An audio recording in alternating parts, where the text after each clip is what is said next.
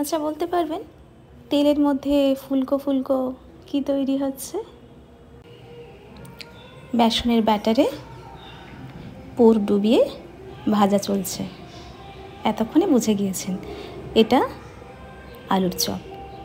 আর এই যে পুরটা, এটাও আমার হাজব্যান্ড বানিয়েছেন। আর সবটাই আলুর চপটা পুরোটাই তিনি বানাচ্ছেন।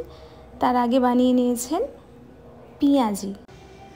এই যে পেঁয়াজি আলুর চপ, এই দুটো রেসিপি তৈরি করার জন্য পেঁয়াজ কাটা, ব্যাটার তৈরি করা, আলু সিদ্ধ, আলুর যে পুর তৈরি করা, সবটাই তিনি করেছেন। কারণ যে রান্না করে সেটা নাকি সেই ভালো, তার কাটা, তার ইনগ্রিডিয়েন্টস মেশানো সবটা তার করলে তার রেসিপি বেশি সুন্দর হয়। এটা আমার হাজব্যান্ডের বক্তব্য এবং আমারও তাই মনে হয়। আমিও যখন নিজে যা কিছু করি সেটা আমার নিজের মতো করে কাটা বাটা সমস্ত কিছু নিজে তৈরি করি। যাই হোক, এত সুন্দর আলুর চপ তৈরি হবে সেটা আমি ভাবতে পারিনি বলেই প্রথমে ভিডিওটা করিনি। আগে তো পেঁয়াজি করেছেন, পেঁয়াজিগুলো দুর্দান্ত হয়েছে। আর পেঁয়াজি এর আগে তিনি মাঝে মাঝে করেনও, খুব সুন্দর করেন। আমার তো দোকানের থেকে ভীষণ ভালো লাগে, কিন্তু আলুর চপ তিনি এই প্রথম করলেন বাড়িতে। জয় আছে পাশে, সেও দেখছে, হেল্প করছে। আলু চপগুলো জানেন ভীষণ মুচমুচে হয়েছিল। আমরা যখন খেলাম ভাজার পরে পরে গরম গরম, তখন যেমন মুচমুচে ছিল, ছাদে আমরা বাজি ফাটানোর পর ফিরে আসলাম, তখন যখন খেলাম তখনও মুচমুচে। কিভাবে হলো?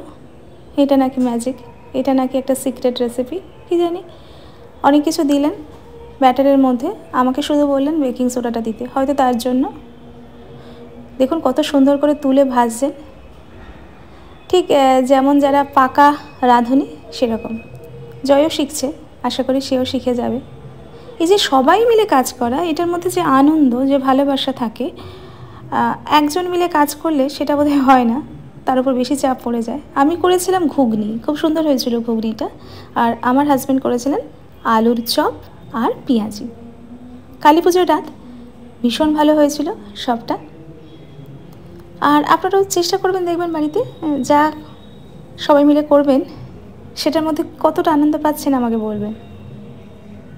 তেলের মধ্যে ফুলে ফুলে উঠছে এত সুন্দর একটা আলুর চপ দেখে আমি আর লোভ সামলাতে পারিনি, ভিডিও করতে শুরু করলাম। তার আগে যদি করতাম এখন মনে হচ্ছে খুব আফসোস হচ্ছে, কারণ ওই যে পুরটা তিনি বানিয়েছিলেন, মানে আমার হাজব্যান্ড পুরটা বানিয়েছিলেন আলুর, সেটা কিন্তু এত টেস্টি হয়েছিল। আমরা যখন আলুর চপ খেলাম তখন মনে হলো যে ভিডিওটা করলেই হতো।